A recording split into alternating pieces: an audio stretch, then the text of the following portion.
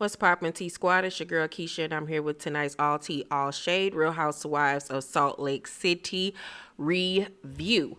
Okay, so on tonight's episode, we start off with Mary calling her son Robert Jr. and asking him about the Prada purse that he bought his girlfriend for Christmas. But we find out that, of course, he didn't pay for it with his own money. He paid for it with her credit card. And she basically tells him that that purse is going to last longer than their relationship.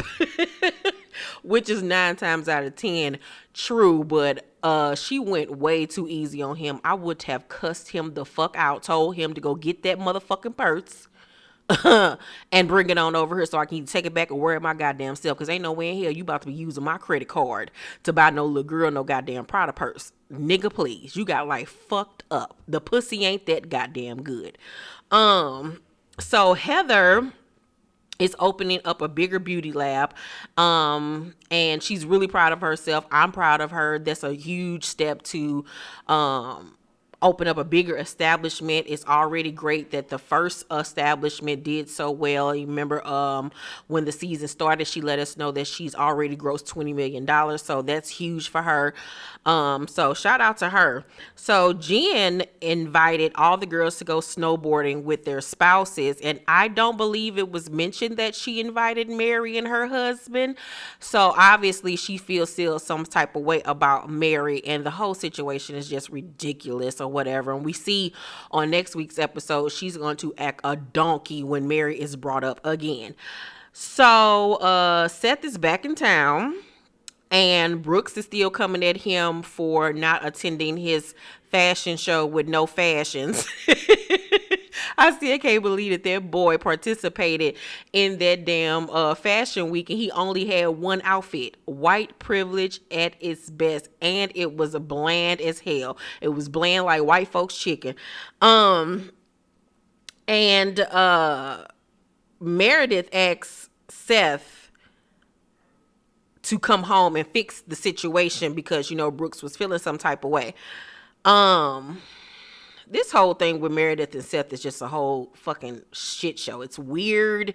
It's very Lifetime movie night. Like, it's just, I don't, the way that they even communicate and talk to each other. He weird, she weird. She just be staring at him with them thick eyebrows and just be looking at him like, why the fuck am I with you? And choosing her words very carefully. And then he just all erratic and over the place and looks slimy and unkept. It's just weird.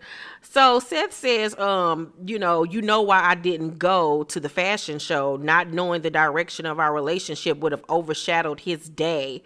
What's going on between us shouldn't affect my relationships with our children, but I needed to be separated at the time to cleanse myself, to do some introspective work. What in the jibber jabbish is you talking about Dr. Phil? Like, what? One ain't got nothing to do with the other. That is your child.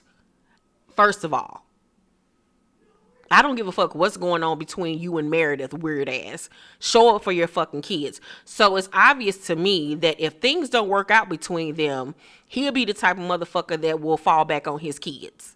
And that will be one of them men where I'm not with the mama, so I'm not going to really deal with the kids because I don't want to be around them because they remind me too much of her type shit. I know I've seen in the blogs and stuff that they're working on their marriage. I call bullshit. I feel like Meredith is only trying to work on that damn marriage because she doesn't want to be found out for her cheatation.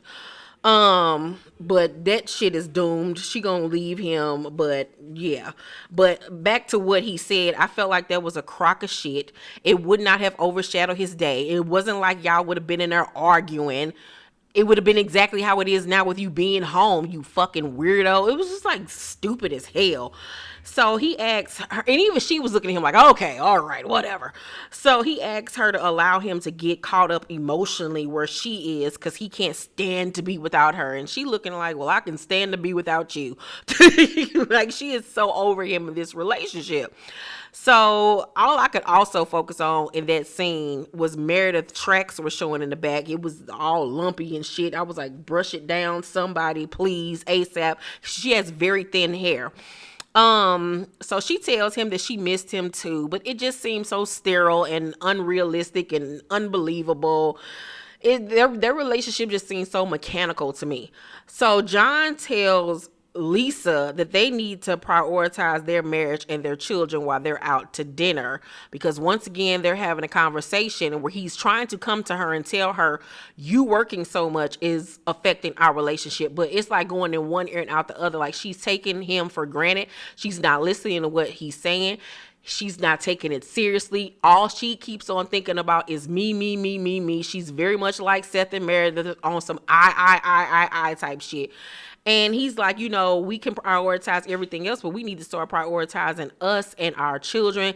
And when he said it's like work is first, kids are second, and their relationship is third. First of all, that whole order is fucked up. Why is your jobs, this business, over you and your children? The fuck is going on? Like, y'all value that the most, and that's why y'all gonna lose that first, because y'all value money over the things that actually matter in life.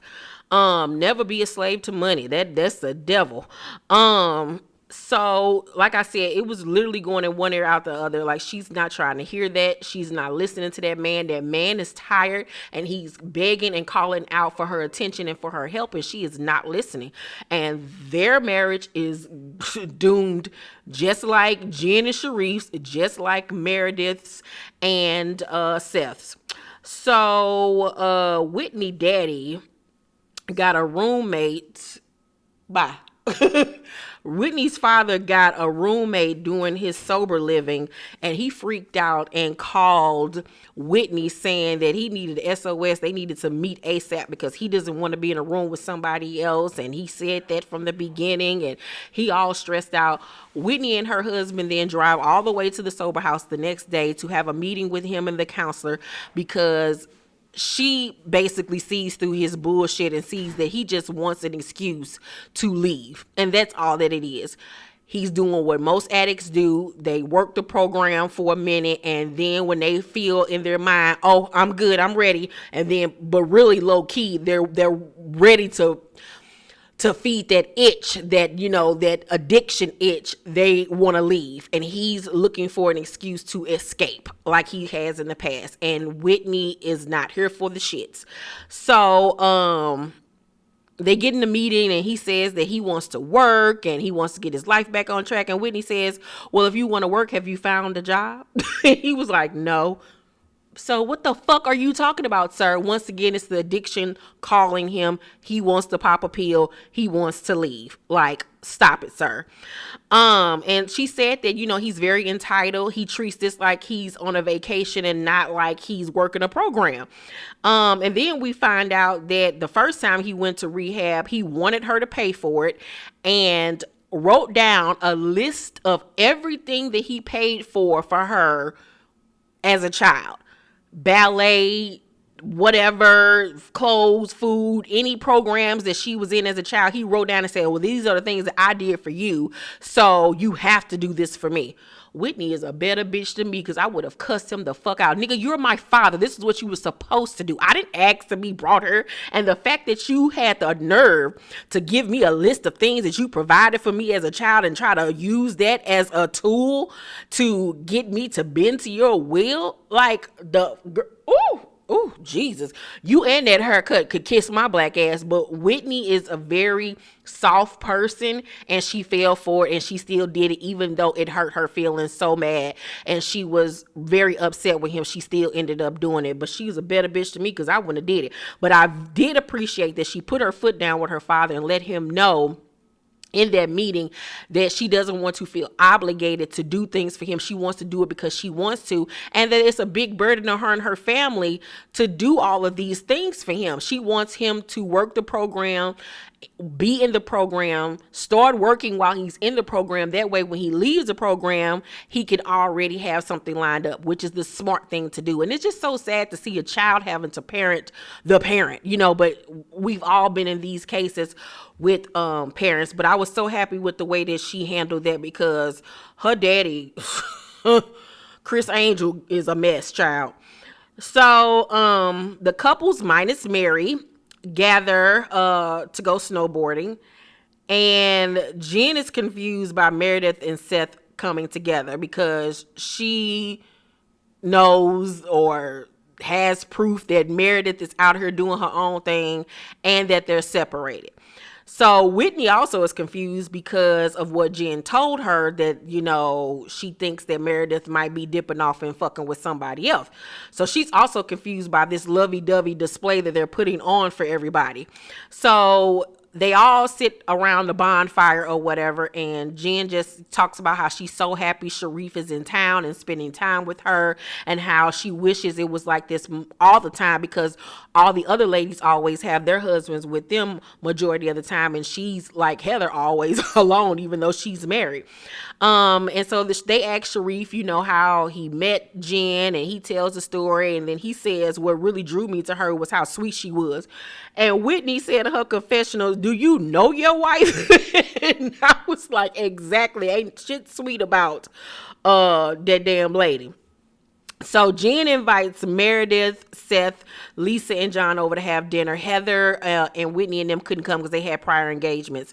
So before they leave, Whitney pulls Heather to the side. Remember, they're cousins. And she tells Heather what Jen told her about Meredith, you know, having an extramarital affair. And she was like, "Did she tell you that? Did you know anything about this?" She was like, "Yeah, I knew, you know, but I don't want to have no parts of it. I don't want to talk about that. You know, when Meredith want to talk about it, we'll talk about it. But other than that, I don't want to have any parts of it." And I was very proud of Heather for the way that she handled that. Like, I'm not giving that no attention. I'm not putting that lady business out there like that on national television. But then she turned around in her confessional and spilled all the beans.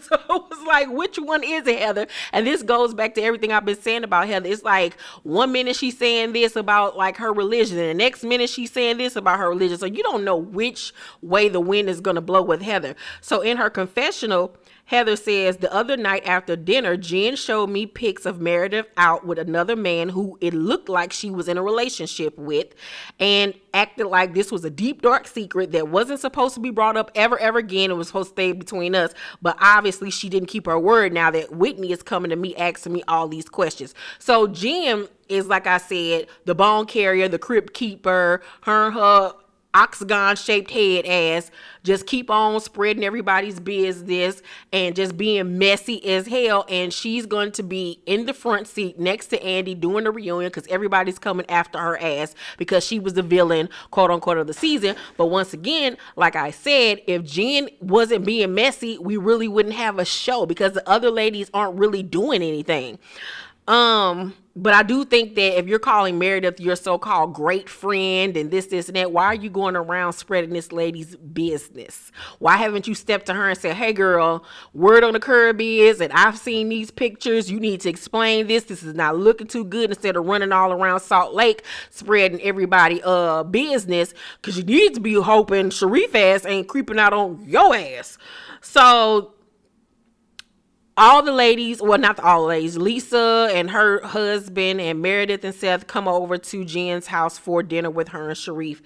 After dinner, they all get in the girls get in the hot tub, and she tells them how, you know, she's lonely, and when her youngest son, Omar, ends up going off to college, like, it's really going to hit home how lonely she is, and she's trying to figure out now what to do to fix the situation before it actually happens. So Sharif is upstairs with the guys and they're playing, and he says that, you know, yes, he does work a lot, but she works a lot as well.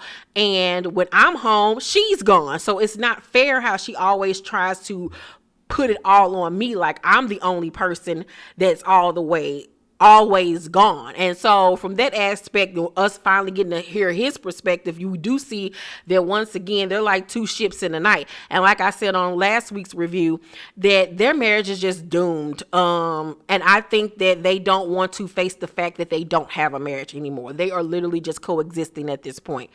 So John tells them that it's difficult for him and Lisa to set goals together. They can set goals when it comes to their business and stuff like that, but when it comes to setting goals for the relationship, it's very difficult. And it's very difficult because her ass don't want to listen. She want to do what the fuck she want to do and expect for him just to roll along, and he gonna roll along into the next bitch. She keep on playing.